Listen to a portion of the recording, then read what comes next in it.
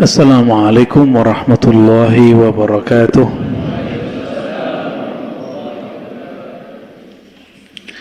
Alhamdulillahilladzi istawa birahmanatihi ala arsyih. Asyhadu an la ilaha illallah wa asyhadu anna Muhammadan abduhu wa rasuluh.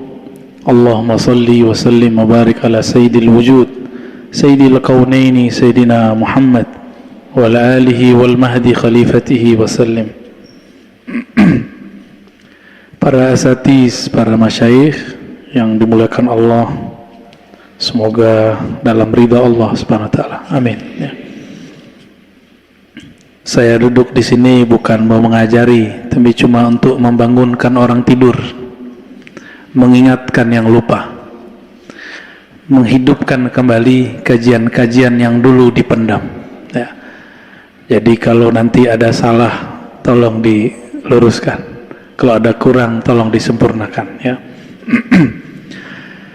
Kitab yang kita pegang, Manhajus Salaf fi Fahmin Nusus Baina Nazariyati wa Tatbiq, dapat diartikan manhaj ulama salaf dalam memahami nas. Nas itu teks, baik teorinya ataupun prakteknya. Ya. Di sini disebut kata salaf. Kenapa Sayyid Muhammad Alawi Al-Maliki qaddasallahu sirrahu menggunakan kata salaf? Karena salaf sudah dibajak.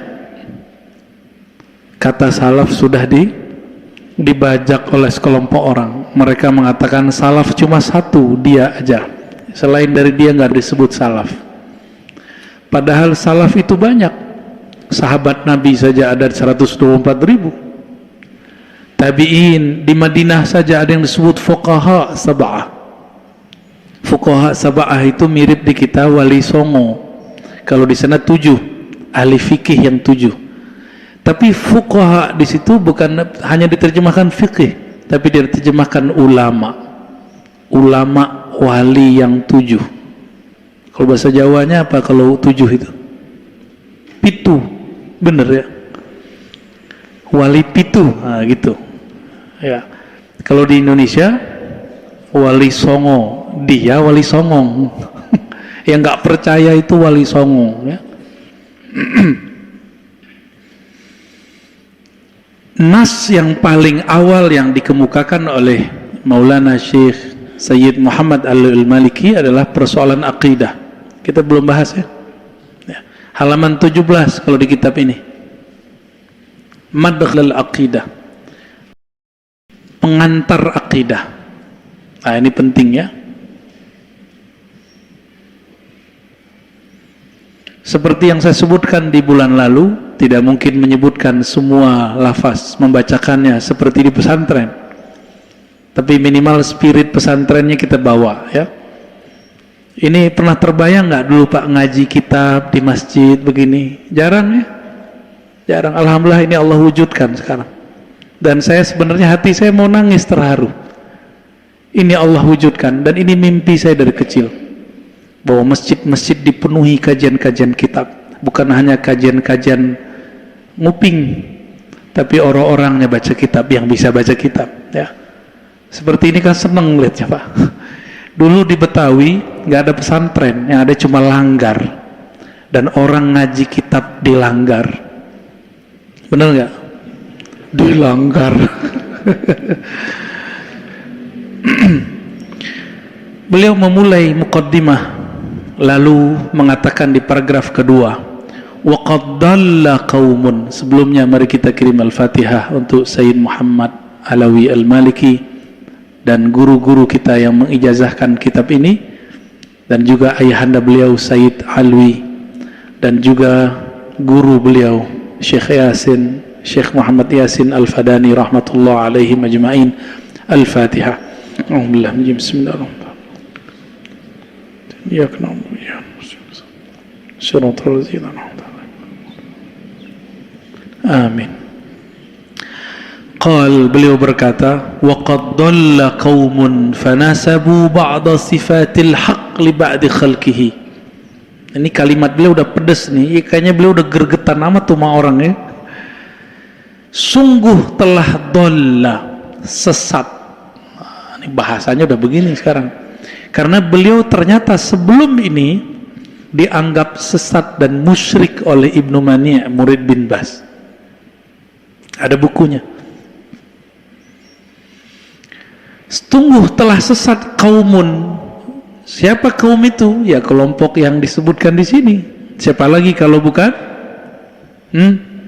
Ayo siapa? Sebutin dong. Wah, bagus ya. Fanasabu ba'da sifatil haq li ba'di khalqihi fattakhazuhum arbaba. Ya, ini kaum Yahudi ternyata ya. Belum, antum kesemangatan. Sebagian kaum Yahudi dulu ya menjadikan sifat Allah ada pada sifat makhluk, maka mereka menyembah makhluk itu. Muncullah ayat ittakhadhu ahbarahum wa rahbanahum arbaba. Mereka menjadikan ahbar ya, itu para hibr, para pendeta-pendeta, rahib-rahib, arbaba sebagai Tuhan min dunillah ya. Ini dulu. Jadi dulu dosanya orang-orang terdahulu sifat Allah ditaruh ke makhluk. Nah, sekarang dibalik. Sifat makhluk ditaruh kepada Allah. Ini cakep kan beliau? Wa man wasafal khaliq bi sifatil makhluk fahuwa musyrik. Ini kaidah. Siapa yang mensifatkan Allah, menyebut tentang Allah dengan sebutan-sebutan sifat makhluk, sifat makhluk, fahuwa musyrik, maka dia musyrik. Tapi ini bukan musyrik yang mutlak, ini musyrik dalam artian keluar dari akidah ahlus sunnah. Jadi ada musyrik yang khuruj minal millah, yang murtad. Ada yang musyrik yang dia dhalla, yang sesat. Seperti siapakah itu yang mensifatkan Allah dengan sifat makhluk? Kaman ya'taqidu fihi tabaraka wa ta'ala annahu jasadun dhu taulin wa 'ardin wa irtifa.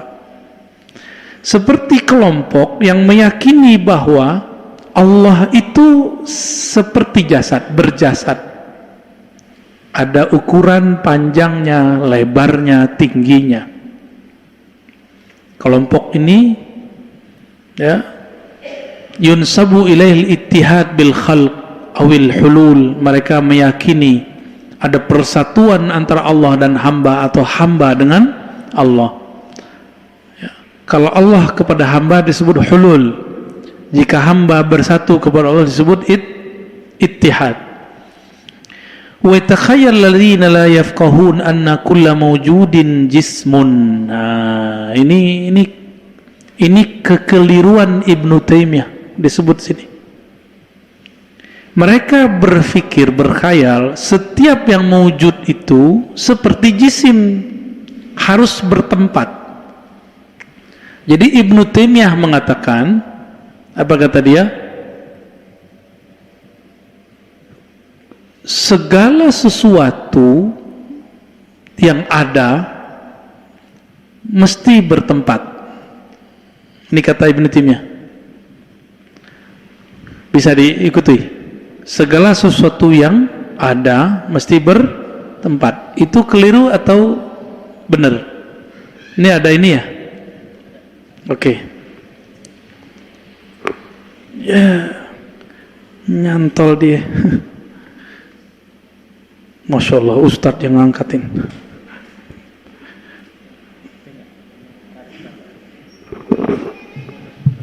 Wah, susah amat ambilnya. Coba perhatiin. Ini kita pakai bahasa Indonesia aja ya, karena banyak yang bisa bahasa Indonesia daripada bahasa Arab. Ini tulisan saya jelek, mohon maaf. Setiap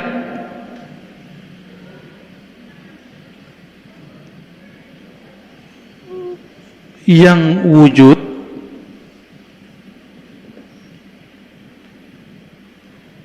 bertempat. Ini logika siapa? Logika Ibnu Taimiyah. Ini salah ini. Yang benar bukan ini. Yang benar setiap benda bertempat. Itu yang benar. Benda bahasa Arabnya jisim. Jisim. Wujud ada yang jisim, ada yang ghair jisim. Jismun, ya. Jisim terdiri dari jauhar dan arad. Jauhar, arad. Apa itu jauhar, apa itu arad? Mau tahu? Ini apa namanya? Ini namanya apa? Papan tulis, benda bukan? Oke. Terbuat dari apa? Ya kayu. Dah. Warnanya apa? Oke. Disebut papan tulis itu putih. Oke? Papan tulis putih. Putih ini arad. Ya. Papan tulisnya jauhar atau jisim. Apa beda jauhar sama jisim? Jisim itu gabungan dari jauhar. Minimal 2. Minimal berapa? 2 jauhar. Minimal, ya. Jadi nggak boleh kurang. Udah disebut jisim. Coba lihat. Ini putih. Putih. Muka saya putih ya? Narsis amat ya. Ini putih. Ini putih juga. Oke. Sekarang saya mau tanya, apakah putih itu papan tulis? Pinter. Tapi papan tulis, coba sekarang pisahkan putih dari papan tulis, bisa nggak? Bisa nggak? Nggak bisa. Coba bayangkan warna putih ada sendiri, bisa nggak? Nggak bisa ya? Mesti dia nempel di kebayang rambut putih uban, kopiah putih, baju putih, muka putih. Berarti putih ini dia disebut arad. Arad ini boleh diartikan juga sifat, boleh juga diartikan keadaan. Ini ukuran termasuk arad. Ukuran, keadaan, gerak, nah ini disebut arad. Gimana? Paham? Ya? Dan tidak mungkin ada jisim kecuali bertempat. Coba bayangkan whiteboard, tapi bukan di langit, nggak di bumi, nggak di surga, nggak di neraka. Bisa? Nggak bisa. Nggak bisa kan? Mesti ada di suatu tempat, di masjid kayak. Setiap benda tapi ada yang bukan jisim, juga ada yang ghair jisim. Yang ghair jisim ini, itulah wujud Allah Subhanahu wa ta'ala, ya. Gimana? Bisa ngikutin? Itu materi mahasiswa itu, ya. Gampang ya? Gampang kalau jelasinnya jelas. Jadi yang benar, setiap benda bertempat, bukan setiap wujud bertempat. Oleh Ibnu Taimiyah, karena dia mengharamkan ilmu mantik, dia mengatakan setiap yang wujud mesti bertempat. Coba kita turunin. Terima dulu deh, setiap benda, setiap wujud bertempat. Allah wujud nggak? Bertempat nggak? Lolos antum. Tapi nggak ngerti ya, sebagian. Karena ada wujud yang tidak butuh tempat, namanya Allah, berarti kaidah ini salah. Yang sebelah sini salah, yang benar sebelah sono. Setiap benda betul bertempat. Ibnu Taimiyah diganti sama dia karena terjebak dengan kata syai'. Allah itu kan syai', kullu syai'in. Jadi bahasa Arab dia kullu syai'in mutahayyiz. Setiap syai' mesti bertempat. Allah kan syai'. Katanya mengharamkan mantik. Kenapa dia kemudian menggunakan ilmu mantik? Ini namanya kualat ya. Saya dulu dosen mantik di PT IKI 2 tahun. Jadi kemudian di ribat, awal-awal saya buka ribat, mahasiswa kita ajarin mantik. Al-Akhdari itu ya. As-Sulam al-Murawnak atau Munawrak. Itu canggih itu kitab. Dan dulu saya ngaji kepada Abuya Saifuddin Amsir, guru antum, orang Betawi. Jadi aneh punya sanad sama orang Betawi. Tapi orang Betawi sanadnya sama orang Padang. Syekh Muhammad Yasin ya. Tapi orang Padang nggak ngerti kalau ada Syekh Muhammad Yasin Saya punya guru, saya tanya, Buya, ketemu nggak waktu di Mekah dengan Syekh Yasin? Ketemu, minta sanad nggak? Enggak. Loh kenapa? Nggak ngerti gitu. Itu kejadian Pak. Saya baru ngehnya waktu ke Jakarta. Kawan-kawan kita dari Timur Tengah, dari Suriah, dari Yaman, itu ngomongin Syekh Yasin Al-Fadani. Nah, Al-Fadani kan kampung saya. Tapi ya itulah hebatnya Betawi ya. Orang Padang sekarang ngaji sama orang. Guru saya Syekh Ahmad Marwazi, Kiai Marwazi. Orang taunya beliau dukun Pak. Bacain air. Enggak, beliau tuh ahli hadis. Ahli sanad beliau itu, jago sanadnya. Murid saya Yasin 12 tahun. Cuma kan orang lihat performannya ya. Penampilannya biasa aja hari-hari, biasa pakai kaos ya. Baik. Balik ke sini. Jadi yang benar, setiap benda kullu jismin mutahayyizun. Setiap benda bertempat, bukan setiap sesuatu, setiap yang wujud. Oke, ini perbedaannya ya. Apa sifat daripada jisim? Ini apalkan ya. Gerak, diam. Kalau nggak gerak, dia diam. Dan tidak mungkin terjadi dua, itu namanya arad. Dua kondisi dalam satu keadaan saat yang sama. Dalam bergerak dia diam, nah, itu namanya lagu ya. Nyanyi sih ada, tapi kalau dalam ilmu akliyat nggak ada, dalam ilmu akidah nggak ada. Apalagi al-harakah tadi ya, al-harakah was-sukun, gerak dan diam. Di Quran ada lafaz waja'a rabbuka wal malaku saffan saffa. Coba diperhatiin. Allah datang dan malaikat bersaf-saf. Tadi sifat jisim apa? Ini bisa ditarik lagi nggak, Tat? Bisa ya?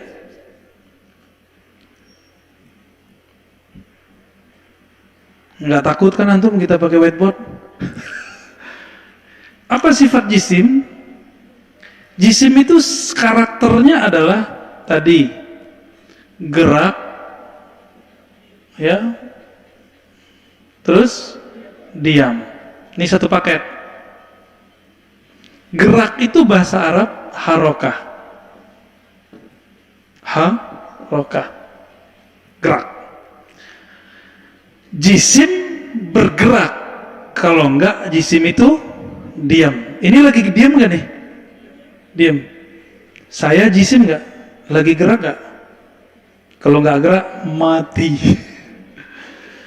Apalagi warna. Warna itu masuk ke sifat jisim, dia arad. Ya, dia masuk ke sifat arad. Berarti itu benda juga tuh. Tapi benda yang namanya arad. Apalagi? Tadi bertempat. Udah berapa? Warna, gerak, diam, tempat. Tempat, oke. Tadi kita sudah kasih pertanyaan. Adakah suatu benda seperti, coba bayangkan masjid ini tapi tidak di langit, tidak di bumi. Gak bisa kan? Gak bisa ya. Mesti dibayangkan di satu tempat. Kita sekarang bilang Allah bukanlah jisim, bukanlah benda. Terus gimana? Berarti Allah tidak berwarna, Allah tidak bergerak, juga tidak diam, Allah juga tidak nah gitu caranya. Paham? Allah itu ada, tapi tidak seperti benda. Benda itu ada, tapi adanya begini. Ada geraknya, ada diamnya. Oke. Nggak susah ya? Dipahami? Maka apabila orang meyakini tentang Allah, wajah rabbuka, Allah datang, berpindah dari suatu tempat ke tempat yang lain, itu sebutan lain dari gerak, benar nggak? Bahasa Arabnya intiqal, berarti dia sudah menjisimkan Allah. Faham? Dan itu diyakini oleh Ibnu Taimiyah, diyakini oleh Ibnu Abil Izz Al-Hanafi, diyakini oleh Saleh Fauzan, diyakini oleh Utsaimin. Gimana? Mereka meyakini Allah yanzil, turun. Ada ayatnya, hadisnya, Allah turun sepertiga malam terakhir. Tapi Allah turun, Allah kan bukan benda. Bagi Ibnu Taimiyah, nuzul mesti dari atas ke bawah. Turun, ada nggak turun dari bawah ke atas? Jadi secara bahasa Ibnu Taimiyah benar. Apa kata dia? Nuzul mesti dari atas ke bawah. Kalau ada hadis menyebutkan Allah nuzul, Allah turun, berarti Allah berpindah dari atas ke bawah. Itu tertulis dalam syarah Ibnu Abil Izz, murid Ibnu Qayyim, murid dari Ibnu Taimiyah. Ibnu Taimiyah mengatakan hal yang sama, bahwa nuzul itu intiqal minal a'la ilal asfal atau sufla. Gimana dong? Terjebak jisim nggak dia? Maka Ibnu Taimiyah walaupun tidak murni mujassim, tapi dia telah menisbatkan jismiyah kepada Allah Subhanahu wa ta'ala. Inilah yang membuat dia masuk penjara, keluar penjara, masuk penjara, keluar penjara. Paham? Ya? Antum coba lihat, hatta yamut wa huwa fis sijn. Beliau wafat itu dalam penjara. Kalau orang itu nggak bermasalah, ngapain masuk penjara? Nggak mungkinlah ulama-ulama dulu itu salah berfatwa. Itu 4 mazhab loh, sepakat masukin dia masuk penjara. Ini kalam guru saya, Syekh Hasan Hitu. Ya, menurut ente, imam 4 mazhab itu gila atau waras? Ya kita bilang waras lah, Syekh. Ya, di zaman mereka, di zaman Imam Subki, Badruddin Ibn Jama'ah, imam-imam yang lain, itu Ibnu Taimiyah berperkara dianggap menyimpang. Sekarang ente ikut dia. Saya pikir iya juga ya. Di saat itu Imam Ibnu Jahbal nulis persis yang saya sampaikan ini. Imam ahli hadis. Apa kata Ibnu Jahbal? Ini orang sudah terjebak pada tajsim, menjisimkan Allah tanpa dia sadari. Tapi Ibnu Taimiyah pelin-plan. Apa kata dia? Allah kan nggak bilang di Quran dia jisim, tapi Allah juga nggak nolak kalau dia jisim. Gimana tuh, Tat?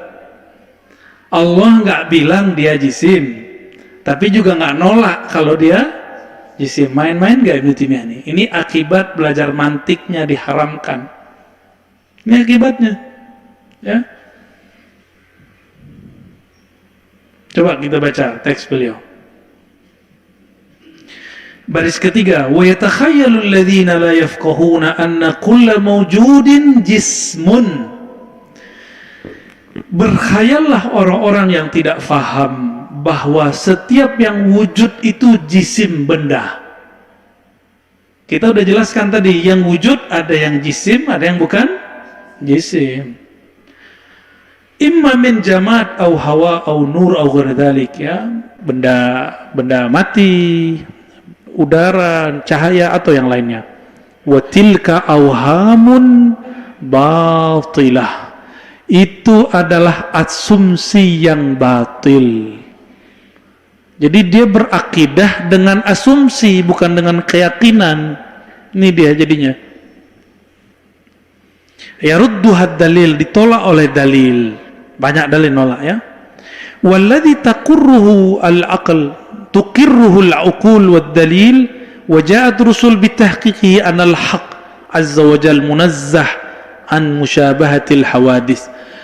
Yang disepakati, yang ditetapkan oleh dalil akli ataupun nakli dan risalah kenabian bahwa Allah terbebas dari karakter-karakter benda. Nih, benda tadi apa aja? Warna, gerak, diam, tempat, termasuk ukurannya masuk di situ. Jadi kalau ada orang bilang jangan bayang-bayangkan Allah, tapi dia bilang Allah duduk di aras, bayangin nggak tuh?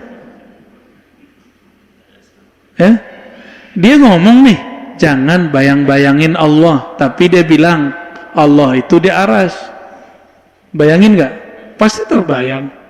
Jangan bayang-bayangin Allah, kalau Allah turun itu benar-benar turun dari atas ke bawah. Kata Ibnu Taimiyah, Allah turun tanpa perlu meninggalkan aras. Lebih kacau lagi nggak? Kacau nggak tuh? Itu tertulis di kitabnya. Karena pendahulu dia, dulu ada Ibnu Saghuni, ada Ibn Hamid, ada Abu Ya'la, itu punya diksi yang mirip-mirip begitu, kata dia, kata mereka salah satunya. Ketika Allah turun dari aras ke langit dunia, maka arasnya kosong. Dibantah oleh Ibnu Taimiyah. Ini sama-sama Hanbali nih, Hanbaliyah. Kalau sekarang disebutnya Salafiyah Wahabiyah. Apa kata ya Ibnu Taimiyah? Enggak begitu. Kan Allah istawa di atas aras, maka dia turun tanpa perlu membatalkan istiwanya. Dia turun tanpa perlu mengosongkan aras. Kacau nggak? Itu akibat apa tadi? Ibnu Taimiyah mengharamkan ilmu mantik, sehingga dia beradu antara akal dia dan akal dia, dalil dia dan dalil dia.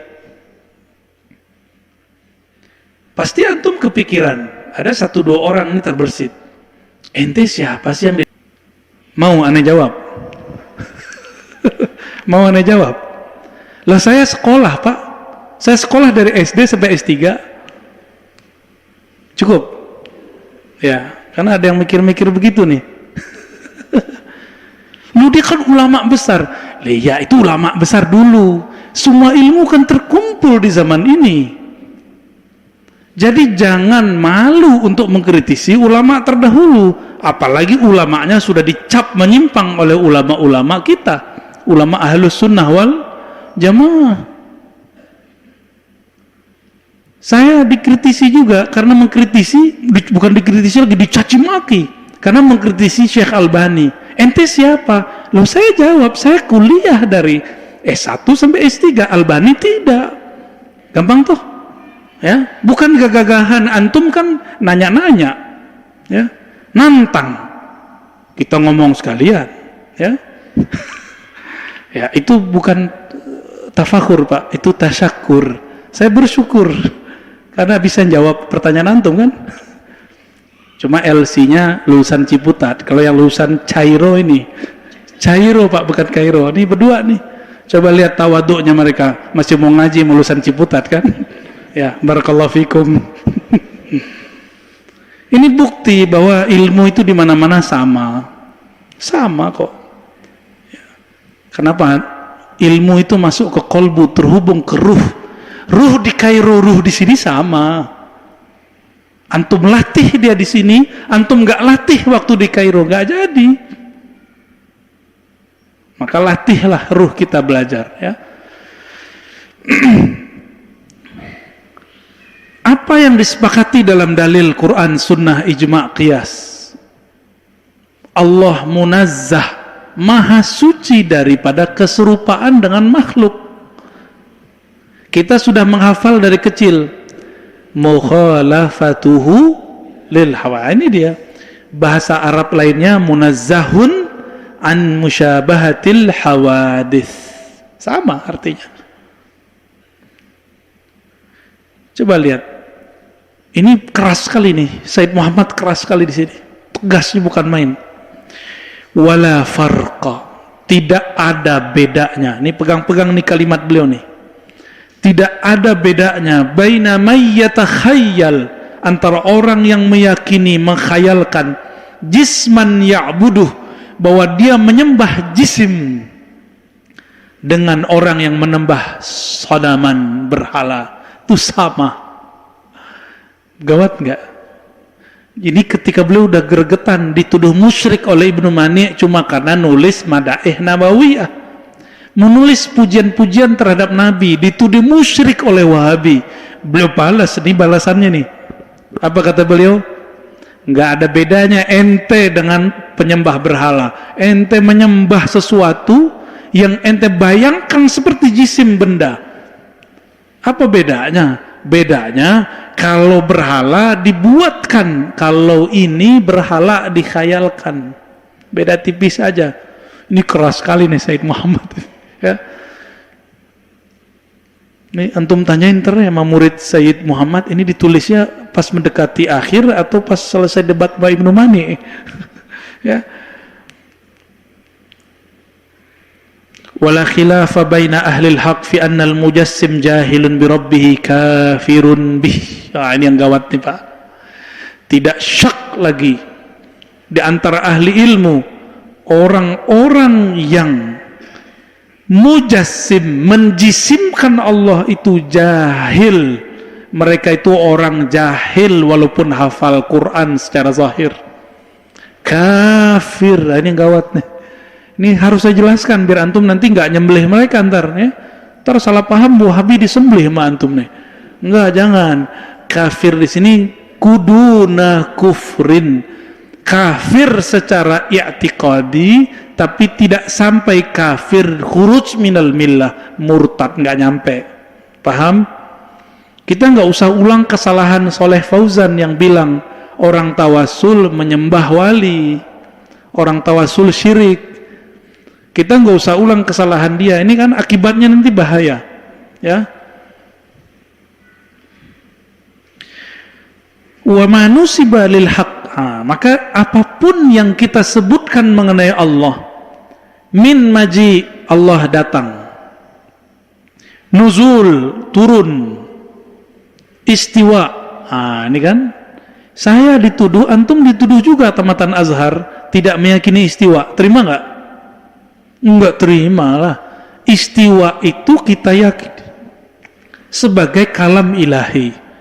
Cuma maknanya kan hanya Allah yang tahu, kita nggak tahu. Ini kelompok mujassim mengklaim bahwa dia ngerti maknanya, dan maknanya menurut mereka adalah al-julus wal istiqrar, duduk. Ini gawat nih, ya. Ibnu Taimiyah sadar. Jadi Ibnu Taimiyah ini punya ilmu, cuma dia seperti disebutkan oleh Ibnu Hajar al-Haytami, dia keliru dalam keilmuannya. Itu bahasa halusnya. Kalau bahasa kasarnya gimana, Zat? Adallahullahu ala ilmin. Terjemahin sendiri ya. Kalau bahasa halus saya keliru dalam ilmunya. Ya, ini masih halus nih Tat. Ibnu Taimiyah itu ngerti istawa itu ada 15 makna dalam bahasa Arab, tapi kok yang dia pilih istiqrar, duduk. Ini dari mana itu sih nggak ngerti juga. Kenapa dia terjebak ke makna itu? Ya. Fabadahiyun annahu laisa nuzulal ajsad. Maka kalau kita sebut, nah ini disebut nih, ini sudah oke bahwa Allah tidak jisim, udah oke, Allah tidak jisim. Lalu ada ayat menyebutkan Allah Ta'ala turun,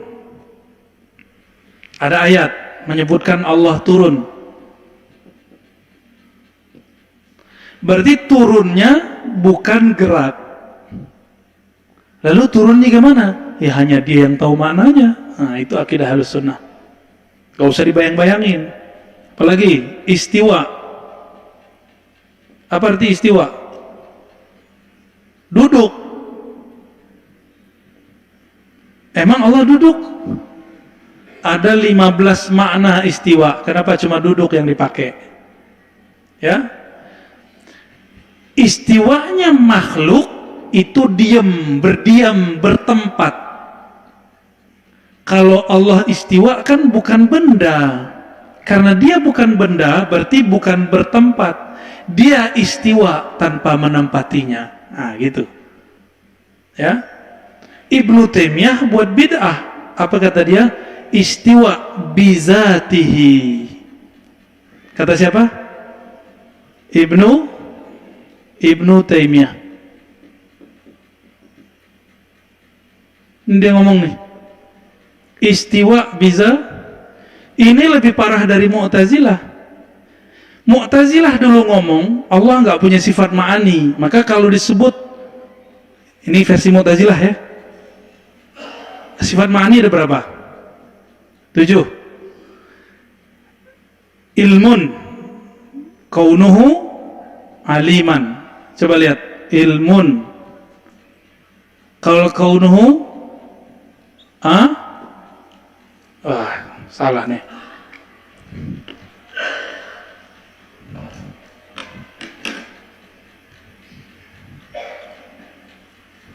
Salah lagi Pak.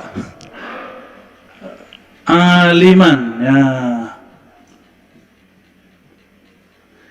Ahlussunnah mengatakan alim bi ilmihi. Allah itu berilmu bukan dengan zatnya tapi dengan gini, Allah itu alim bi ilmihi. Ada 7. Hayyun bi hayatihi, sami'un bi sam'ihi. Kalau antum ngomong alim bi zatihi, itu Mu'tazilah. Ini yang ngomong ini nyambung nggak? Kayaknya udah mulai pecah di kepala ya. Selamat pusing. Kapan lagi kepala kita dibawa memahami sesuatu yang berat-berat ya? Antum yang santai-santai aja kapan dewasanya? Jadi kalau ngomong ilmu tidak ada, tapi alim bizatihi, itu sudah Mu'tazilah. Sekarang dia ngomong istiwa bizatihi, itu lebih parah. Ya, kenapa? Karena istiwa itu sifat fi'li, bukan sifat ma'ani. Ya, istilah baru lagi. Selamat pusing. Udah jam berapa Tat? Tes ya. Waduh, saya ada tugas baru nih ya. 15 menit lagi ya. Boleh ya? Afwan, habis ini saya ada majelis guru saya dimajukan jam 11. Jadi saya sebelum jam 11 harus nyampe Bintaro. Macet nggak tuh? Berarti ya tapi ini antum kalau sudah paham itu udah keren tuh malam ini. Dibawa pulang udah ya. Langsung buka pertanyaan aja ya. Nyambung ya. Jadi sekarang katakanlah istawa. Gak ada masalah, cuma harus bereskan dulu. Kita yakini Allah bukan benda. Udah? Kalau antum sudah meyakini Allah bukan benda, kul masyita, katakanlah Allah bertangan, bukan tangan benda. Katakanlah Allah turun, bukan dari atas ke bawah. Katakanlah Allah istiwa, tapi bukan menempati. Katakanlah Allah datang, tapi tidak berpindah. Karena yang berpindah turun dari atas ke bawah, yang bertempat, yang punya fisik, itu adalah jismun. Ya, bisa dipahami? Ya, itulah makna daripada sifat 20 bagian sifat salbiyah mukhalafatuhu lil hawadis. Dalil Qur'annya surat Syura ayat 11. Surah ayat 11. Laisa kamislihi syai'. Ini belum semua nih, belum beberapa nih ya. Tapi ini udah dapat intinya sebenarnya. Jadi perlu nggak kita mentakwil kata istiwa? Nggak perlu lagi. Yang penting antum sudah ngerti Allah bukan jisim. Kapan takwil diperlukan? Kalau orang jadi membayangkan Allah, maka Allah sendiri mentakwil. Dalam hadis yang sahih riwayat Imam Muslim, hadis qudsi, Allah mengatakan, maritu, aku sakit. Coba, ada nggak yang meyakini Allah sakit? Kalau ada yang meyakini Allah sakit, maka dia kafir. Langsung kafir dia. Terus gimana? Allah sendiri mengajarkan ta'wil. Apa kata Allah? Ketika ditanya, ya Rabb, bagaimana mungkin engkau sakit? Engkau kan Tuhan Maha Perkasa. Dijawab oleh Allah Ta'ala, maridu abdi falam ta'udhu, hambaku sakit engkau tidak kunjungi. Lau udtahu lawajadtani indah, seandainya engkau menziarahinya, menjenguknya, engkau akan mendapatkan aku di sana. Nih pertanyaan lagi, kalau teman kita di rumah sakit kita jenguk dulu, sekarang kan udah nggak berani ke rumah sakit, ya enggak? Dulu bisa rame. Kita kunjungin teman kita di rumah sakit, ketemu Allah nggak? Hah? Ketemu? Wah, hebat sekali Pak. Apanya yang ketemu? Apa yang ketemu? Hah? Hah? Apa yang ketemu? Jika engkau menjenguknya, kata Allah, engkau akan mendapatiku indahu, di sisinya. Berarti kalau mau cari Allah bukan ke Ka'bah, kemana dong? Itu antum yang ngomong ya, yang ajaran sesat nih. Hati-hati tuh maunya orang itu. Gimana? Emang begitu? Enggak. Kalau tadi Allah sudah ajarkan, yang sakit bukan aku, yang sakit hambaku. Terus kalau disebut engkau akan mendapatiku di sisinya, engkau akan mendapatkan rahmatku, kasih sayangku di sisinya. Kasihan nggak ngeliat orang sakit? Saat antum kasihan orang sakit, ketemu Allah namanya, rahmatnya, sifat kasih sayang. Faham di situ? Ya. Jadi ketemu apa? Ketemu sifat Allah. Ya. Itu takwil. Maka Ibnu Rushd buat kaidah, diambil dari kitab Imam Ghazali. Ada teks yang wajib ditakwil, jika tidak ditakwil kafir. Itu teksnya. Ada teks yang tidak boleh ditakwil. Kalau ditakwil bisa jadi jahid, ya. Apa istilah jahid itu? Orang ingkar, ya, kafir. Mu'tazilah terjebak di situ. Mujassimah terjebak juga di situ. Ini complicated, ya. Sangat complicated persoalan mereka. Nanti saya tadi mau bawa kitabnya, kitab Dar'u Ta'arud Bainal Aqli wan Naql. Nanti saya mau bawain itu kitab, sama kelompok Salafi sekarang juga nggak sanggup mereka baca. Malah ditahzir. Jadi kita lihat masyaikh-masyaiknya mentahzir kitab itu. Karena mereka mengharamkan ilmu kalam. Isi kitabnya ilmu kalam. Yang ngarang siapa? Ibnu Taimiyah. Katanya Ibnu Taimiyah mengharamkan kalam. Ya enggak? ternyata dia berkalam kalam. Ya, jadi kita ini santai aja sebenarnya ya. Mana ada di kajian mereka bisa ketawa kayak antum ngaji akidah. Pasti muka bayangin Allah di langit ya. Aina Allah fis sama. Kasihan Pak. Kok dalil hadis perempuan, budak perempuan yang disebut oleh Ibnu Hajar akalnya kurang cerdas tidak bisa dikomparasikan oleh mereka, padahal ngakunya ahli hadis, ahli sunnah, manhaj sunnah, dengan hadis Isra dan Mi'raj. Nabi waktu Mi'raj di langit pertama sampai ke-7 ketemu Allah apa ketemu arwah para nabi? Ketemu arwah para nabi, nggak ketemu Allah. Tapi mereka kok percaya sama hadis perempuan? Berarti kalau mau berbaik-baik sama Wahabi, mau nggak baikan sama Wahabi? Boleh, bagus. Anggap saja akidah mereka akidah jariyah, akidah budak perempuan yang kurang cerdas ya. Kita ngomong begini bukan Syiah Pak. Yang ngomong Ibnu Hajar ini ahli hadis, ahli sunnah. Kita kalau ngomong nih orang ini kurang cerdas, bukan berarti kita merendahkan dia. Itu faktanya kok. Oke, sampai di situ. Jadi ini pelan-pelan jisim, wujud. Nah nanti saya jelasin lagi tuh, ada macam-macam wujud yang lain. Ada mungkinul wujud, wajibul wujud, apa penjelasannya. Bertahap Pak, pelan-pelan ya. Ini bab akidah ini mungkin 2-3 pertemuan sehingga mateng berakidahnya, baru kita pindah ke persoalan zuriat, persoalan-persoalan yang lain di sini ya, insya Allah tabaraka wa ta'ala. Baik, ada yang mau ditanyakan? Satu aja. Ono duluan Pak. Assalamualaikum Ustaz. Assalamualaikum warahmatullahi wabarakatuh. Assalamualaikum. Mungkin kita udah sering mendengarkan tentang kajian hadis. Ada yang isinya begini Ustaz.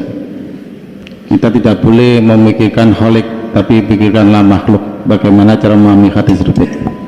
Terima kasih. Assalamualaikum warahmatullahi wabarakatuh. Kan saya udah bacain tadi. Kelompok yang melarang kita membicarakan sifat Allah, mereka bilang jangan membayangkan khalik, tapi dia bayangin Allah di atas aras.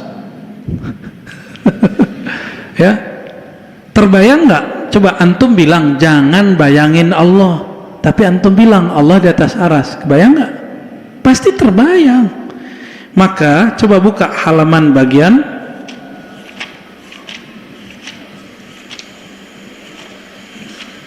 mana nih ya. Tadi 17, 18, halaman 20, paragraf nomor 2 terakhir. Langsung khatam dah jadinya ya.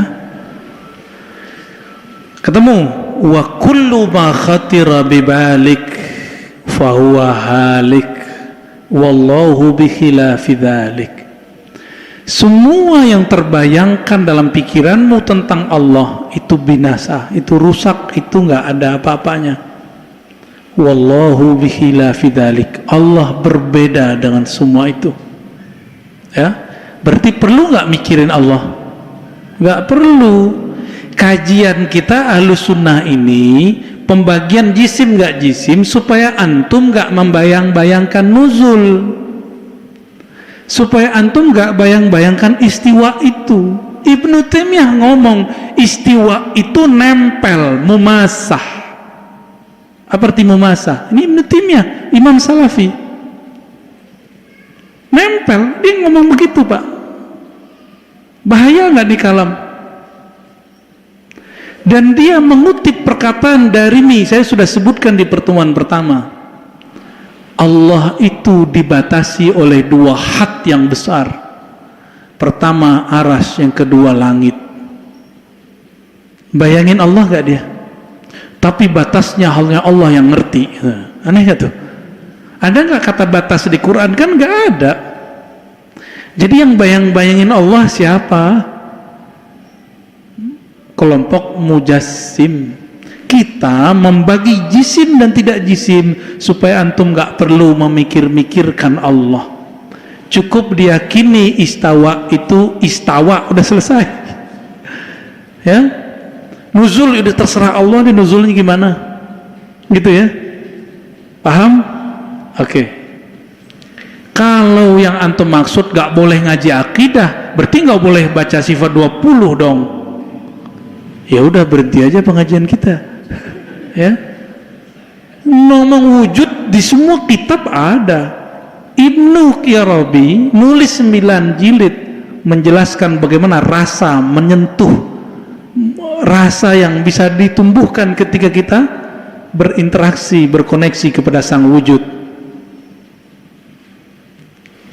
Kira-kira begitu ya. Ada lagi? Cukup? Ya, satu deh. Habis itu aneh mau kabur.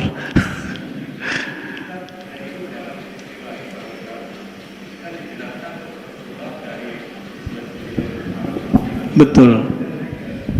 Pakai mic Pak, pakai mic Pak. Assalamualaikum warahmatullahi wabarakatuh. Assalamualaikum. Ya ini Ustadz, dalam peristiwa Isra Mi'raj itu kan Rasulullah diperjalankan dari Masjidil Haram ke Masjidil Aqsa, kemudian ke Sidratul Muntaha. Nah ini penjelasannya bagaimana Ustadz? Jadi seakan-akan Allah memang ada di atas kalau dengar. Begitu? Iya. Emang begitu? Itu siapa yang menjelaskan Isra Mi'raj itu Allah ada di aras? Ada Ustadz begitu Pak? Bahlul juga tuh Ustadz. Enggak begitu Pak. Sabar Pak ya. Tidak ada dalil yang menyebutkan bahwa Allah itu bertempat di atas aras lalu Nabi mengunjungi Allah ke atas aras. Bukan. Enggak begitu. Coba baca kisahnya. Apa kisahnya Nabi Shallallahu Alaihi Wasallam sampai di ujung aras? Nabi sujud di atas aras. Baca Pak riwayatnya. Kharra sajidan, sujud Nabi Muhammad Sallallahu Alaihi Wasallam. Kok bisa sujud? Ternyata aras itu adalah Baitullah. Aras itu adalah Baitullah. Maka disebutlah dalam surat Taha itu Ar-Rahman 'alal arsis istawa, yang Maha Rahman istawa di atas aras. Itu gimana cara memahaminya?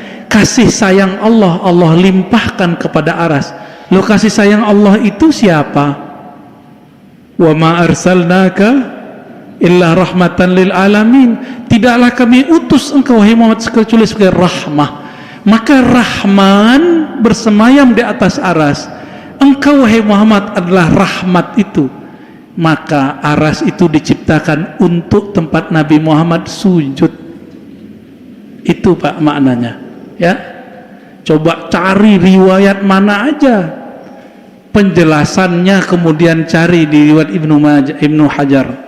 Ibnu Hajar menjelaskan dalam kitab Fathul Bari. Ini kitab paling lengkap menjelaskan akidah Ahlussunnah. Apa kata beliau? Nabi Muhammad dimi'rajkan ke aras bukan karena Allah bertempat, karena Allah maha suci dari tempat. Tapi Nabi Muhammad di situ bermunajat. Jadi itu tempat munajat, kalau bahasa saya Baitur Rahman. Tempat Nabi menyembah Allah, setinggi-tinggi makomnya di situ. Jadi makom tertinggi sujud Nabi ketika beliau sujud di arasnya. Baca Pak riwayatnya, nanti antum paham sendiri. Oh begini, gitu. Nanti kalau ada event kita Isra Mi'raj, nanti kita minta kitabnya Ustadz Fikri, nanti kita palakin kitabnya, kita bawa sini. Kitab Sahih Bukhari dan syarah Fathul Barinya, bab tentang mawaqitus shalah atau Isra. Nanti ketemu di situ ada 5 kali Nabi diisrakan, ya. Dan Isra dibedakan dengan Mi'raj. Lengkap tuh hadisnya. Nanti Pak insyaallah hadis makanan kita tiap hari insyaallah. Ya. Mohon izin cukup ya. Saya masih ada tugas lagi. Yang penting bagian ini bisa dibawa pulang, ini udah cakep. Karena sudah dapat usul akidah Ahlussunnah, mukhalafatuhu lil hawadis.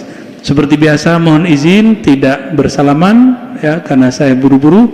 Nanti ada masanya kita salaman bareng-bareng ya. Ada masanya kita buat tar. Insyaallah ya. Wassallallahu ala sayyidina Muhammad. Subhanakallahumma wa bihamdika asyhadu an la ilaha illa anta astaghfiruka wa atubu ilaik. Assalamualaikum warahmatullahi wabarakatuh.